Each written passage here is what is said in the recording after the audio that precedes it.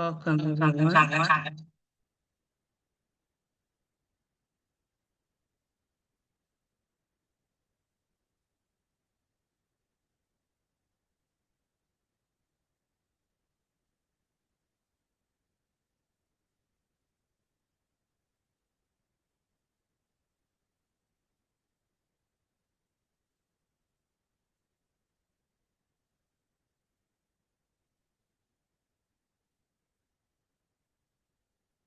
Sorry. Good morning, good afternoon, good evening, everyone, and happy Valentine's Day to you all. My name is Oluwatosin Zubai, and I'll be your moderator for today. As always, the Value Loop Hub brings you exciting and invaluable sessions bi-weekly. If you're joining us for the first time today, please visit our YouTube channel at @the_value loop to watch previous sessions. You can also scan the QR code on the screen. The value loop is spelled as VALULOOP. You can also follow our LinkedIn and WhatsApp pages for more updates. Our topic for today is From Empowerment to Direction, Turning Motivation into Meaningful Action. We'll be exploring how to move beyond inspiration to channeling the empowerment into focused, intentional, and meaningful actions that reflect in our personal and professional lives.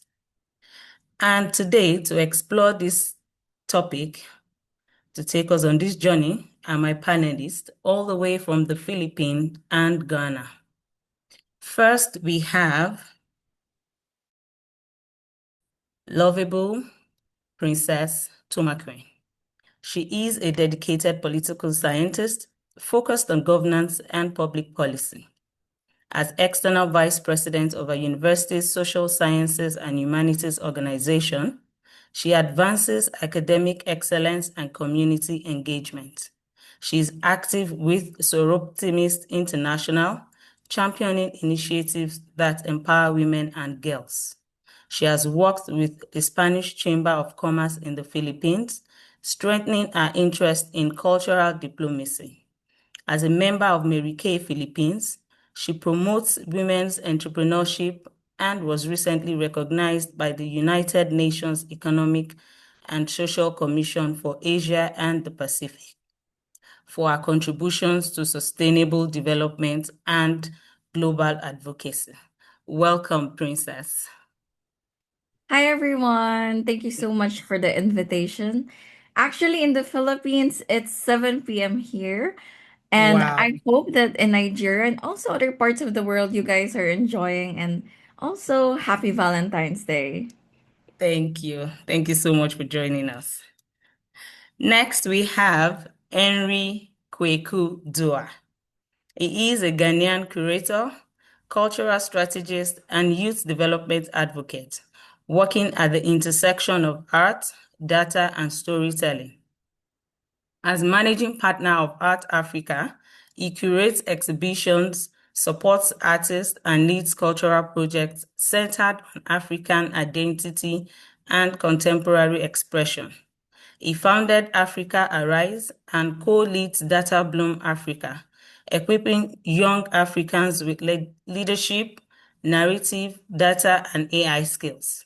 In 2026, he was inducted as Ghana's SDGs Global Youth Action Ambassador, and he represented the country at the Global Goals Summit, earning dual honors. His mission is to reshape Africa's narrative through arts, culture, technology, and youth voices. Thank you, Henry, for joining us. And Yes, welcome. thank you so much. It's raining here, so I hope you can hear me, though. Yes, we can. We can. Thank you. I Yeah. really appreciate it. Thank you. Thank you. And happy Valentine's to you. Thank you. Yeah, so moving on. So empowerment is often positioned as the solution, but we realize that many people still feel lost, despite being empowered. So, Henry, let's start by unpacking what empowerment really means in practice and what is that missing ingredient that's between motivation and achieving real progress. Okay. First and foremost, thank you. Thank you again for your platform. Can you see my camera? And can you hear me? Perfect. So I want to use my own experience, right? I want to use my own experience to break this topic down. And that's going to date from 2022 when I found myself in the art industry.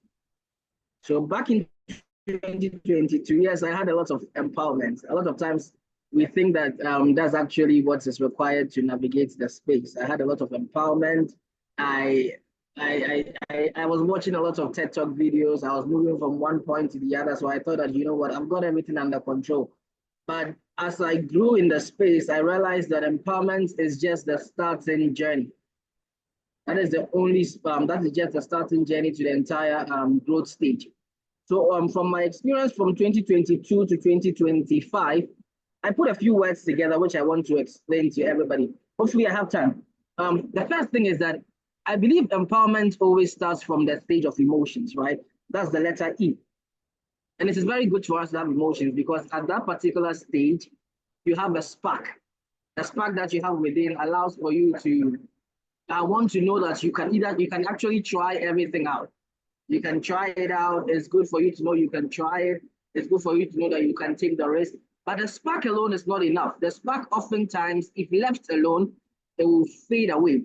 But what we have to actually do in this stage is that we need to sustain the spark. And if we sustain the spark, what happens now is that we get motivated. And that's the next one, which is M.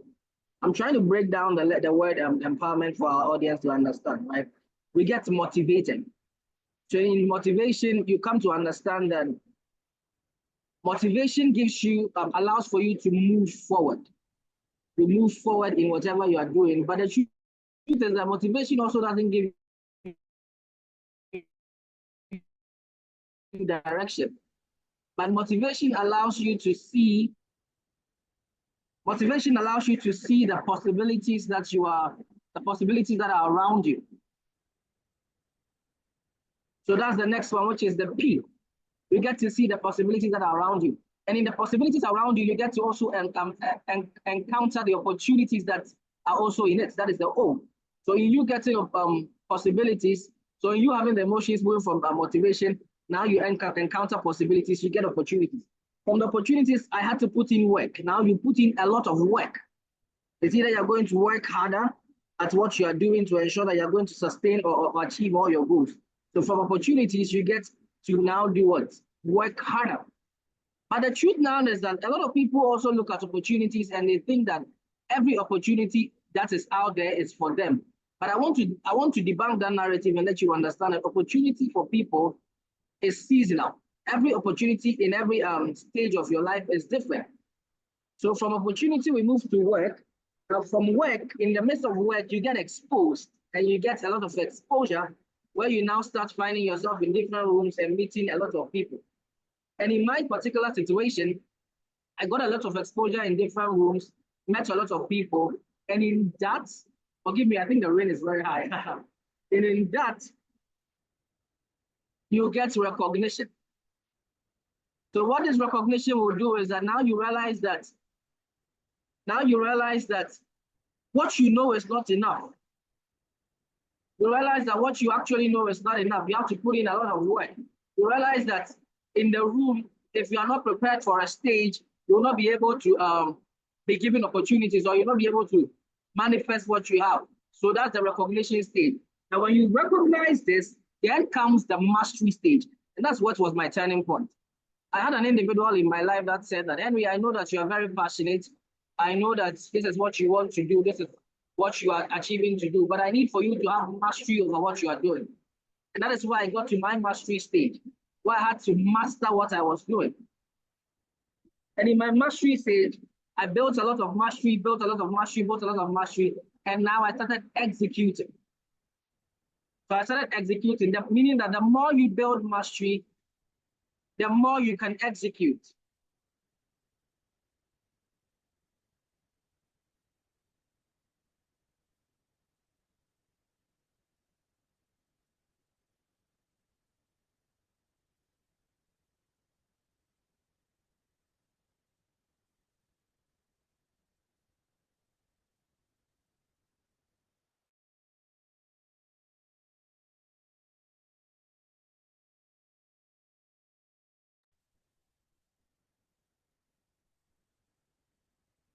I think the network.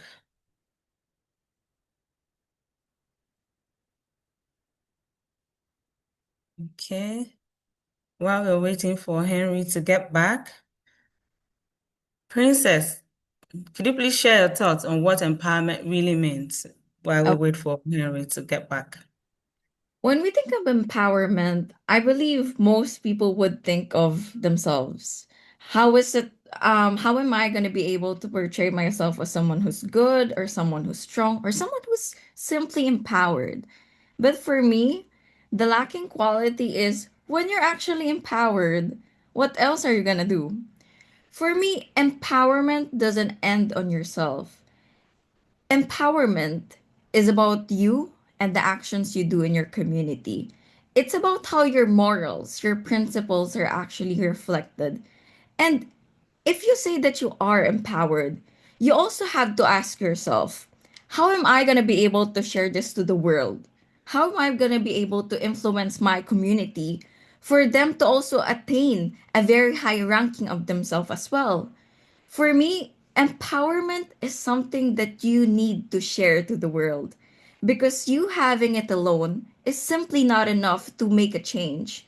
But you actually influencing others, you knowing and letting other people know that they could also feel empowered, they could always feel so strong, and they could also contribute to the world. That for me is one of the most important part of it.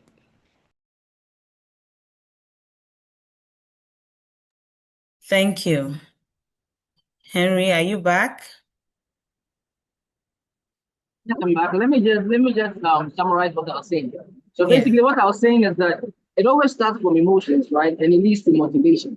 And after motivation, you should actually know that there's a lot of possibilities that it will lead to.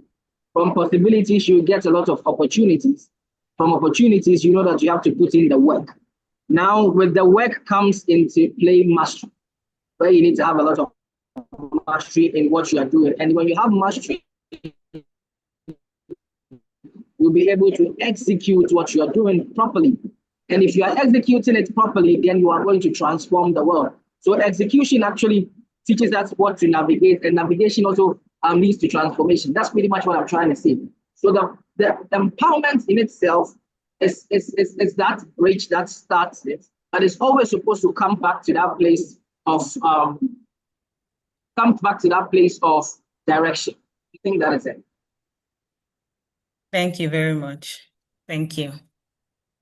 So before you can direct all this empowerment that you have within you, the motivation and all of that, you need some form of clarity. And clarity starts with that understanding of yourself beyond your titles, beyond your roles or expectations. So, Princess, before one chooses a path, what must a person truly understand about themselves? And how do they separate these real drivers from societal expectations? Honestly, when it comes to me, I was able to actually direct what I want with my life by knowing what I actually want to do with it. What actually was my purpose? That's something that I had to ask myself. And for me, purpose is something that actually motivates you. And furthermore, it is also the foundation of your overall empowerment as a person. When you have a purpose, it's much easier for you to actually navigate what you actually want to do and how you're actually going to do it. But apart from that, it's also by knowing what's the community or the situation that you have. For you to be able to do what you want, you have to know what's actually there. And what's actually lacking as well. Because personally, for me, in the Philippines, one of the biggest hindrance here is quality education. That's SDG number 4. And I said to myself that one day I want to be one of the people who's going to be able to make a change and at least contribute something when it comes to the education in my country, as well as how I can actually integrate that in a wider international stage. And for me, since I have found that purpose, it was much easier for me to know what are the things that I should do, when I should do it, and how I should do it. That was basically everything that I needed to assess first before I actually proceeded with my goal. Thank you. Henry, over to you. I think I've just had what I've only heard to what Princess said is that for me also I like to understand where I am not good at. I, a lot of people think that self-awareness is only when you know what you're good at, but I love to understand what I am not good at. So I look at, and then I will look to find myself in spaces or with people that are actually good at what I am not good at. Then I try as much. So, for instance, if I know sometimes I'm very good when it comes to speaking on visionary or speaking on things, being a visionary leader, but I am very, very weak when it comes to operationally or strategically executing throughout. So I also ensure that every single time I have people who are always a step ahead of me in those spaces, and I work around. Somebody might think it's an opportunist, but I don't think it's an opportunist. I think that I see what I want from others, and I ensure that I put them in my space as well as part of being self-aware. I think that's just to add to what Princess was saying. Thank you very much. So you need to know your purpose. You need to understand where you're not good at. So that will give you some form of clarity, understand yourself, and then you'll be able to pursue that chosen path that you want. So once you're able to understand yourself, you're clear on your goals and the expectations that you have, then you need to channel that clarity towards um, um, direction. And direction is actually personal. It's about you choosing what matters most, even when it is unpopular and uncomfortable. So, Henry, how do we define a clear and personal direction in the middle of pressure, competing priorities, and the need to make hard trade-offs? Yeah, I think once everything becomes very clear to you, it's very the next important step, just as you mentioned, is to ensure that we are able to clearly state our personal direction. For me, what worked for me was I had to stop and ask myself a few questions. Ask myself that who do I really want to become? Uh, what am I actually doing?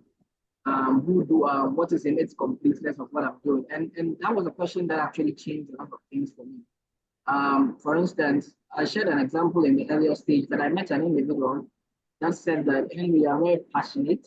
Yeah, sometimes I get passionate, I understand, but you need to move from just being passionate to actually understanding structure, understanding the business. And that's what I did. Because in my personal life, I came, even though I was in the arts industry, that question I asked myself made me now understand that the clearer goal was not even for the arts industry only, but was a goal where I had to ensure that I was changing the narrative of Africa. Through that, I started setting certain boundaries, right? Started setting certain boundaries, started putting certain trade-offs. And let me give a simple example. The boundaries that I put there, I used to say yes to a lot of things. That was me. I used to say yes to a lot of things. But I started using the boundary of no, because I realized that every yes I said to something was a no I said to another thing. For instance, let's say I said a yes to an opportunity that came, I said a yes to an opportunity that came up for me to go and do an activity. It meant that I had actually said a no to the other one that was going to let me. So I started having to set intentional boundaries to ensure that I built certain depth and built certain direction. That was what worked. That Thank you. So we need to be able to set boundaries. We don't just say yes. We need to have a purpose, know what we're saying yes to. So we don't have to be the nice guy all the time. Princess, let's have you. Okay. For me, I want to somehow focus on the concept of how do we actually persevere. In life, there's so many things that we have to experience, and there are some times where we actually like our experiences, and there are also times wherein it's something that we don't particularly want to partake into. But either way, life is life, and you're gonna be experiencing both the good and bad parts of it. But the question really relies on when something bad happens, how do you actually persevere? Personally speaking, when it comes to me, I wasn't really the most confident person in the room. I'm actually someone who experienced bullying growing up. And that was something that really impacted me because I was ashamed of myself. I was not confident in what I was doing. Every time I have to act, I always second guess myself if it's actually a right thing to do. What if people don't like me? Or what if I'm just not fitting into the societal norms? But I was able to learn throughout my life that confidence is something that you must have for yourself because no one else is going to be able to give it to you. And respect is something that you also need to give to yourself first because you having respect towards yourself would always reflect on how you deal with others. You being very respectable towards yourself also ensures that it's much easier for you to treat other people nicely. And in terms of failures or disappointments that you might endure, how do you actually persevere? For me, I learned how to take up my own space. I learned how to be confident on my own and to live my life not based on the expectations of others, but on the expectation that I have for myself. And for me, living in the expectation of others is such a burden. It's a very heavy burden to carry. It's not something that you would want. So if it's not something that you don't want, why don't you let it go? For me, other than taking up my space, I managed to learn how to actually turn my pain into purpose. And I kid you not, everyone, that's something that's not easy to do. But always remember that in life, the more you feel that there's hardships, that only means one thing. That's not necessarily bad because it only means that you actually are still living, that you actually are moving. You're doing something for yourself in the hopes of also giving that back to the world. And for me, I would still always just revolve on what actually is your purpose in life. That is one of the biggest motivator for you to also combat any dilemmas that you might encounter. Thank you very much. Thank you. So that's very that's very key. So you need to, have that confidence and respect for yourself. Once you're able to do that, then you'll be able to make that hard decision, which is very true because it starts with you. If you don't have that confidence in yourself and you keep relying on people to, you know, have that trust in you, then it's going to be difficult. And that's where what Henry said, you keep saying yes to people because you just want to please everybody and seem to be that nice person. Thank you very much for those insights. you know, and you actually mentioned part of what I want to speak up now because, once you have that clarity, for you to really understand it and test it, it actually shows up more when you want to make a career decision, So it is tested, you get to know if you're actually aware of who you are. So, Henry, that personal clarity that we have, how does it shape our career decisions, especially when we are faced with promotions, pivots, uncertainties, and maybe shiny opportunities? How does it shape that decision that we make in in that direction?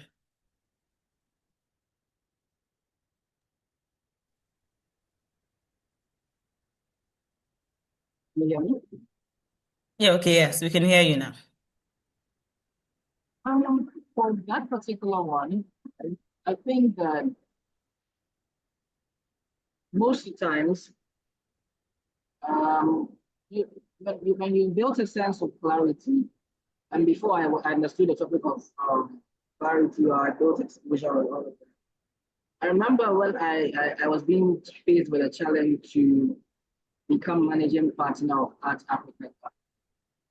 That was when I was trying to grow up my career path. And at that same chance as well, that same time as well, I had an opportunity to move into an economics kind of work. I had the opportunity to move into an economic kind of work. And this was what happened. To every single individual, it looked like I had to choose the conventional path, which was clear, finish school, enter into the job market, and get a job that is a conventional type of one and do it. But I had seen that no, I still believe that I personally, that was my vision was to change the narrative of something. At that time, it was something. But the art industry provided to me, even though there was no structure, the art industry provided me that part where I could clearly see myself doing that. But the conventional, not saying that the conventional is bad, but the conventional one didn't really provide for me that particular thing. And that was that bridge where I had to make the decision. Are you either going to go to the unconventional or the conventional, or are you going to stay with the the art one that you want to take? And I had to believe. I had to believe. Trust me, I didn't know if it was the right choice at that time, but I just knew that no, let me believe my guts. Let me believe my guts and let's do it. And I took that step. And out of that, now a lot of opportunities started filtering itself or opening up. And I was able to do A, B, C, A, B, that. But the most important thing about this whole thing was that I had to sit down and I had to block out all the noise of people, all the expectations of people.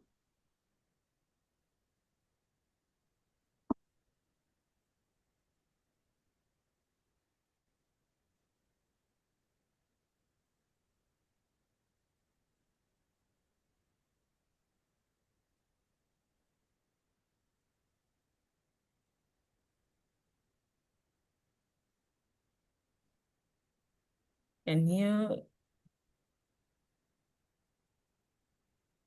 can you hear us, Henry? Okay, I think its network is having issues. Okay, Princess, let's go on with you. I will wait for him to come back. Okay. Well, when it comes to personal clarity, I always associate it with career choices by strictly the word influence. For me, knowing that you're actually clear on your purpose and knowing what you actually want and don't want in your life is really a big deal. For me, I really work with a lot of institutions. That's part of my SDG 17 goal. And I have been in institutions that I felt served my purpose, but also did otherwise. And one thing that I had to do was to actually admit to myself that I have to leave. Because for me, when you join certain organizations, they have different focuses. And sometimes it's not really something that actually aligns with the values that you have. And apart from knowing and having that courage to leave situations that doesn't serve you morally as a person, you also need to always carry one thing in your life, no matter what happens. And that thing is integrity. For me, upon working with various organizations, I was able to learn that Life does not always offer the best choices or the best circumstances. Sometimes you have to deal with people who are not in agreement with what you believe in, or people who are very different from you. And you guys are just really clashing. And there's also influences from your peers to do something that is easy and convenient apart from doing what is right. And for me, that's something that you really have to assess, because at the end of the day, what matters the most is you actually having honor within yourself, you continuing to have that integrity no matter what, because there's always going to be a lot of people who would try to influence you and to persuade you, but you always have you always need to have that self independence for you to actually make the right choices no matter what. Thank you very much. I think Henry is not back yet.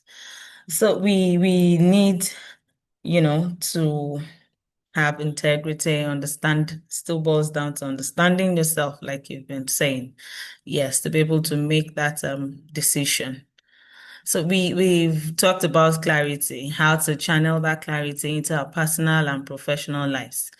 Now, how do we stay aligned and focused on those goals that we've set, on those expectations that we have?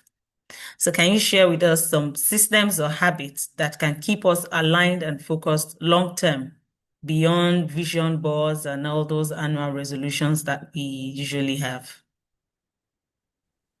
Whenever I have to reflect on the things that I'm doing with my life, I always tell myself to give myself a pause. Give yourself that pause and get to see what actually is happening around you. Sometimes it's much easier for you to just focus on one thing, and that's yourself. But for you to focus on what's also in the society that you have, that's another thing. And for me, that's more of paramount importance, because that's how you direct yourself on what you need to do next. It's how you tell yourself what's actually something that's still lacking. And hey, what's something that I can contribute for that to actually mitigate itself? And for me, being directed would always come along with you being knowledgeable and you always being compassionate. Compassion would always take people in a lot of places, in a lot of states in their life. And I can attest that you being compassionate would never give you anything that would make your head hurt. It's not a disappointment at the end of the day. Being a good person, choosing to be kind, is something that you would always take proud of, and it's something that your society would also be grateful for. Thank you. So we need to be compassionate. So we need to consider others in what we do. Okay, so we still don't have Henry. I guess the network is really messing up, maybe because of the rain.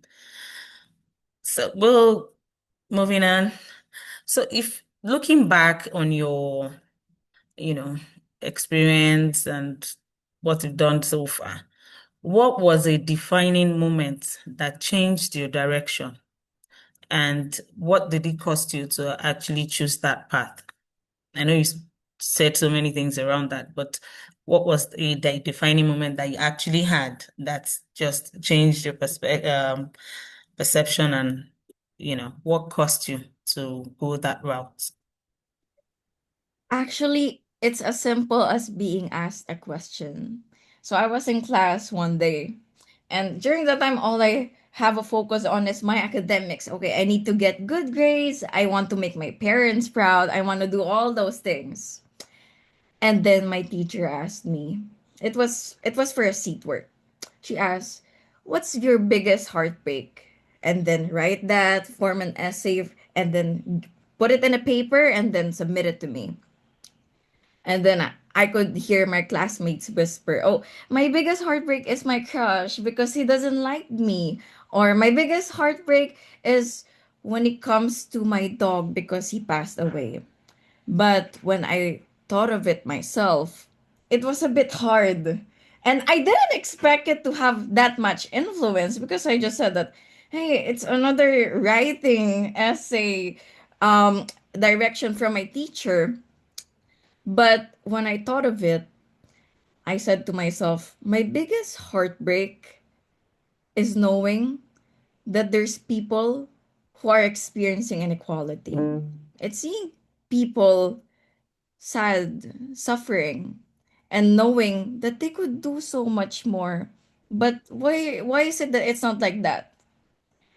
For me, that is one of my biggest motivator up until now. Because whenever I have to go out, whenever I have to go to my school, or whenever I have to go out for work, or whenever I have to travel, I always see panhandlers in the streets. And it always breaks my heart. Because especially in certain places, you're not actually allowed to give them any monetary value. That's very unlawful, like in the Philippines. When you see panhandlers, you shouldn't give them money because it's something that's not actually supported by the legal system. And for me, what I had to ask myself a question. So what am I gonna do? Am I really just gonna stand there and choose to be silent, knowing that I'm seeing so much inequality in my society? And for me, being a stubborn person, I said to myself, no, I don't want to. Because for me, I have a choice. And a choice is something that not everyone has. That's a sad thing to say, but it is the hurtful reality. So for me, I always tell myself, you have so much blessing from God. You have so many things that you can work with. Why only keep it to yourself? Why only take pride on it on your own? Share that to the world. Give it to the people who need it the most. Because you could never tell how a bit of kindness could actually make a whole lot of ripple. And that ripple would always just continue. When you do or when you give help to others, I am telling you, they're also feeling that, hey, if she was able to help me, why don't I try to do that as well? Because it's a very good feeling to see people happy, for you to know that you're putting a smile on their faces. That's one of the greatest achievement that no money or no other value could actually beat. Very true. Thank you very much for that. So now I know that we are not to give panhandlers money, any monetary value in Philippines. If I find myself there, I wouldn't get caught doing that. Thank you very much. It seems we have Henry back. So Henry, you were saying something around um your choosing to go unconventional before the network kicked you out, if I'm correct. Yeah. Yeah. Sorry about that. I think the rain is very heavy today. It's really, Yeah, we really causing understand. a Yeah. huge problem for us. I was just saying that it took a lot of grit to take that decision, right? And that's what a lot of us sometimes don't respond to. Sometimes it's good to listen to your inner gut, although not all times it is, but sometimes just believe in yourself. You're going to meet a lot of obstacles on the way. But in meeting all of those obstacles, you have to just know that there are hurdles on the map to the journey. And you'll be simply able to get it. And that's what worked for me. I chose the unconventional path. I carved a niche for me in the unconventional path. I am still carving a niche for myself in the unconventional. And then that's pretty much what it's been. Thank you. Okay, so we also spoke about, those how to stay aligned and focus on those goals that we've set for ourselves. So what are those habits that we can, imbibe to keep us aligned and focused? I have three habits that come to mind. First one, I want to share a story. The first one is believe in yourself. Listen, I am one person that I have a lot of imposter syndrome. I won't lie to you. When somebody tells you that Henry do this, my imposter syndrome will set in. Henry, you cannot do it. Henry, you cannot do it. But often those times I used to fight it emotionally, right? But now I've put structures to it. So when my mind tells me that Henry, you cannot do it, the first thing I tell myself is Henry, you can do it. And I tell it's my arrogant side. My arrogant side will say, why not you? Why shouldn't it be you? It should be you. And then my human and humble side will say, it should be you, but you have to go back and do the research. You have to go back and do the development. Then I'll take it. So first one, believe in yourself. The next thing that is working for me a lot, I plan daily. Listen, sometimes we think it's cliche. We think we hear it from all of the podcasts, right? But I tried this a day. One time, I woke up and I didn't have a planner. I didn't write anything on my planner. I just woke up and said, okay, let me go through the day and see how effective I will be. And trust me, I came back and I was very ineffective. Very, very ineffective. So I make sure that even if it's me, Henry, make sure you're talking to Princess, I will write it down so that I don't forget it. And the third one is that I said, be around the right people. Somebody may think Henry is an opportunist, but me, I am around Princess because I can have certain kinds of conversations with her, right? I am around, I see Jaduvi, I'm around him because I can have certain conversations with him. And that's not being some way. Africa, we term it as, oh, you think you're too much, or you think you're better off than somebody. It's not that. It's me actually protecting my safe space so that I don't compromise on what I don't want to do. So it's plan your life, believe in yourself, and be around the right people. Thank you very much. So these are very important points that you've given us.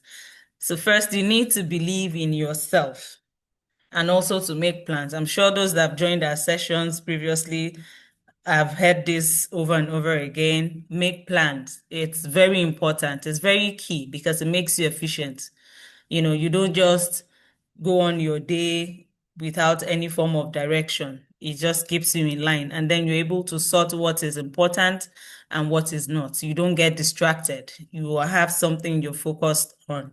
And also be around the right people. That's very important because sometimes you're just a reflection of those you mingle with. So you need to choose the right people, people that can tell you the truth, people that can motivate you and also have the same form of same kind of vision and alignment that you want. Thank you, Henry. So still with you, just we need you to share a moment, that defining moment that changed your direction and what it cost you to go that path. I know you said something along that line, but I'm sure there is a particular one that actually did, that still sticks with you till now. I think this one I will never forget. I'll never forget it. I had the opportunity to be in a room where there were very affluent people. And you know those kinds of prayers that we pray to God that God give me a destiny helper or open the doors for me. And then now he's put you in the room and you find yourself there and you realize you're not prepared. So to me, this is what happened. I wanted to meet this man so badly because I wanted to give him a proposal, right? And I put together this proposal. It was an art proposal. I put it together, and this man is a rich person with the resources. And I sent it to the person, and all he said was, "Enwani." And Enwani in the Ghanaian language means that, is that all? And I thought I'd done all the research. I thought I'd done everything. But that's all he said. That is that all? And that day I will never forget. But what happened was that in him saying that is that all, he gave me a second chance. Sometimes you may not get a second chance. I was privileged to get the second chance. He gave me the second chance, and in the second chance, I had to go back. I had to take all of the notes. I had to research. In the research, I realized that there was a lot of development I had to do. You know that thing where you sit back on your own paper and now you realize that these was all the things that I had left out. This was what happened. I had to research again. And in the research, I found a lot of development. And that was one of the turning points in my life. Oftentimes, we take a lot of no's, a lot of criticisms, a lot of failures, and we think that, oh, because I'm getting the failures, it means that everything has come to a standstill or everything is doomed. But sometimes failures are actually the catapult or the stepping stone for you to move to your next level. Because in all of the no's, you now realize that There's a lot of research you actually have to do. In all of the notes, you realize that there's a lot of writing you have to go back, or rewriting or realigning that you have to go back to. In all of that, now you get developed. And I'm very keen about mastery. When anybody works in a field, be it in political science, be it in the art space, be it in the corporate setting, you need to be a master of your craft. And the only way you can be able to do that is through failing, and then after failing, researching and developing. So that's one moment that I will never forget. But I had to turn it around, and then it's worked for me. So yeah, that's one Yeah. example. Thank you for sharing that with us. So, you know, is it preparation meets opportunity, something of that nature? You need to be prepared because you never can tell when that opportunity will come your way. And luckily for you, you got a second chance. Some people might not. And we also need to know how to, embrace those feedbacks, those criticisms that come our way. Getting no or failing the first time is actually not the end of it. It's a journey. So when you fall, you stand up, you dust yourself, you look back and see what made you fall, and then you prepare for the next journey. So that's the way it works. So you don't just get discouraged or demotivated because you're not getting that yes. It's a lot, actually. And like we've been saying, you need to have that clarity. You need to understand yourself. You need to know your purpose. What do you really want? And that's where the problem is. Most people actually do not even know what they want. And it's not because they don't want to know. It's very difficult for you to actually really sit down and understand what you want. And that's because of this environment we find ourselves. Growing up, you already been tailored to a particular direction and all of that. So to have that mind of your own, to really sit down and think of what you want in life, it's quite a bit of challenge for some people, in fact, for most people. So when they ask us that question, what do you really want? What is your purpose? People find it difficult to answer. And I think that once we're able to actually answer that question, every other step will be easy to achieve. Empowerment gives us that energy, that ginger and all of that. But direction is what gives that energy purpose. Thank you so much to our panelists for, your authenticity and your insights and sharing your experiences with us on this topic for today. So the floor is now open for questions. Let's see if we have questions.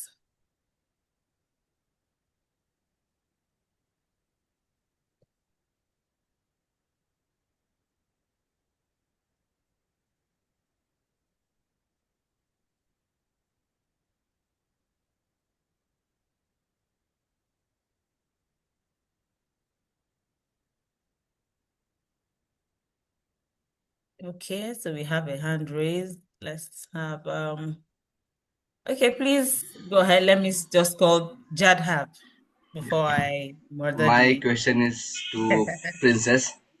Do you remember me? First of all, Yes, of course. yeah. I still have your Indian flag, by the way. I still have it. Okay, that's right. Like my question is like you are. I think you are working on SDG 17. So, what is your main purpose on working on that specific SDG only? Oh, okay.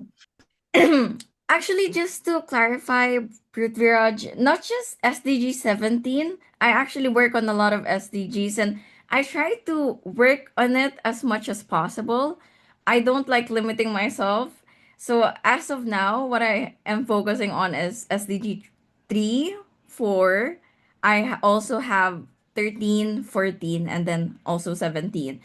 So, for me, when it comes to the SDGs, I really think that we should not be able to be caged or boxed in a system where, okay, I only want to do quality education. That's it. That's your choice.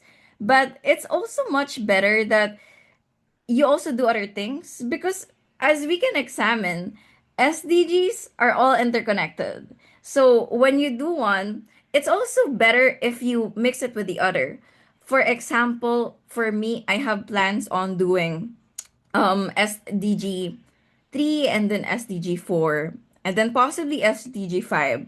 And what I want to do is hold conferences or give talks and also invite really good speakers on how we can actually do that.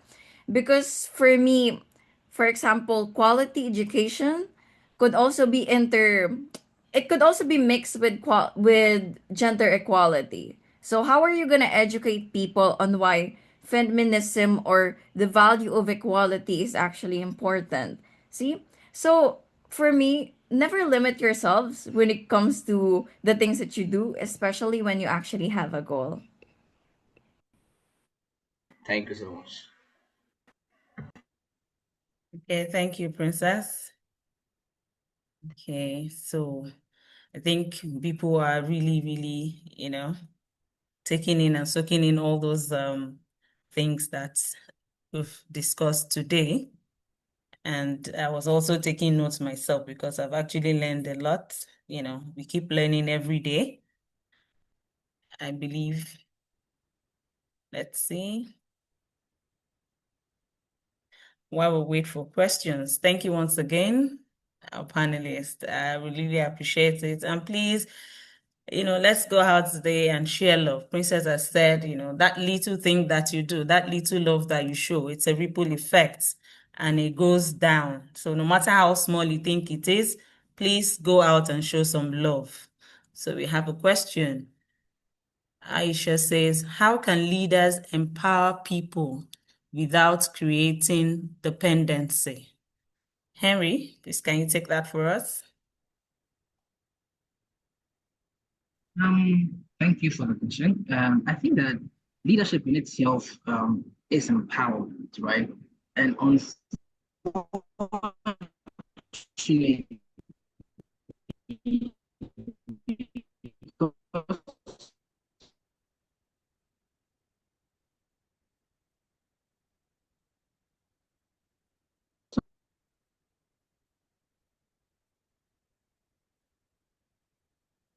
of where we find ourselves. Can you hear me? Yeah, we can hear you now. It was actually breaking before, so you could just start over. Sorry about that again. Yeah, no problem. So I'm saying that leadership in itself, right, is empowerment. Empowerment is a subset of leadership. That's what I believe in. Every leader should be able to know that I am the one that helped this person attain this level and unearth their full potential without actually having to let them know that because I did it for you, you are indebted or you're dependent on me. What I mean by that is that we live in a generation or a community, especially African community, where people think that loyalty or when I empower one person, it means that I have sort of enslaving them. But it should move beyond that. Every leader should be confident enough to know that this person was able to stand on my shoulder to move to his full potential. And because he stood on my shoulder, it doesn't mean that every single time I need to remind them that I was the one that put you where I put you. I was the one that did that for. I was the one that got you where you were. So true leadership or true empowerment in itself, or true leadership in itself, understands that empowerment is its subset, and I need to do it irrespective of how I feel or how what exactly it's gonna come out to look like, and all of that. I'm gonna do it because I believe that this is the calling or true path that I want to take. That's pretty much what I believe in. So no constraints. Every leader should ensure that you're empowering your team without any strings attached. Yeah.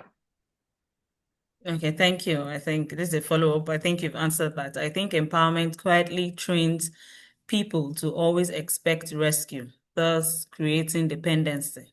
So I think you've actually addressed that by saying that leaders should know that when you empower people, you don't still have that you know, Godfatherism mentality, like I did this for you, you have to serve me back. So There's no thank expectations. you. Yes. Next question is, as a young person, what do you think is the best way to empower your peers? Princess, can you take that for us? Sure, of course. I think that when it comes to me, Age is never a limit when you actually have a goal. And it could actually, that simple change that you want to inflict could be done on the easiest way possible. And that's for you to actually be a good role model. Like what I've said earlier, everything starts with you. If you respect yourself, if you know what you want, it would always be able to reflect itself on its own. And for you to be a good role model is something that is not necessarily easy, but it is a choice that one must make. Because you always have to understand that the things that you do would always have its consequences. And those consequences would only rely on what it's actually going to be able to do to the people around you. If you do something bad, people are going to be thinking that maybe it's okay to do it as well. But if you do something good, if you do something very influential and right, people would also have it in their head. And the more you're going to be able to actually push them to actually do what is always considered just, fair, and right. Thank you very much. Thank you. Thank you. So thank you, our audience. Thank you once again for joining us. And I really believe it was worth your time. Thank you, Henry. Thank you, Princess. We really appreciate you taking time out to share your experience with us. So if you missed any part of this session or you would love to watch it again, please visit our YouTube channel for the recording. We'll also share the recording with those that registered. You can also follow us on our on our WhatsApp and LinkedIn pages at The Value Loop Hub. We will be back in a fortnight with another inspiring session. Till then, do have a lovely Valentine's Day celebration and enjoy the rest of your day. Thank you. Thank you.